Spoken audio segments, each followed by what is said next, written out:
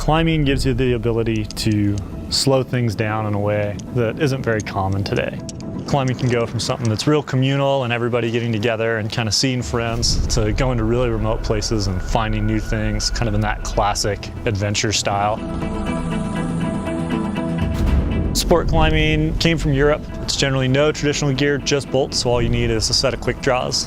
And now with the growth in climbing and all the new climbers we're seeing, it's kind of the easiest, less gear intensive, safe place to kind of show up and just go climbing. The first time you go out climbing, you see a bolt on the wall and you just assume it's good and you assume everything's going to be safe. These bolts were put in by people who did it for themselves before climbing was popular. They did it expecting the bolts would hold them up.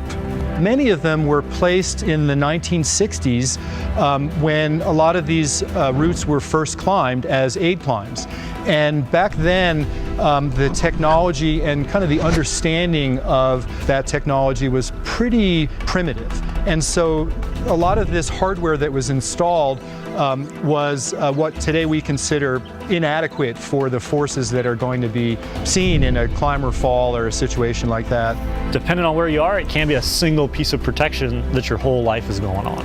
And it's one reason that bolt replacement is really big for the climbing community today.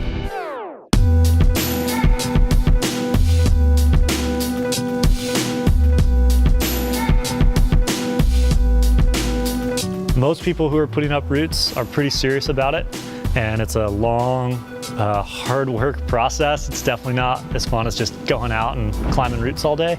But part of that process is making sure the equipment ends up in the right place, the bolts are able to clip, it's safe. I take pride in setting things up that are safe for other people, and I take pride in establishing routes that are safe and reasonable and kind of what they should be as the climbing community has dictated. Needs to be done. Somebody's got to do it, and I step up to the plate and help out and help get it done.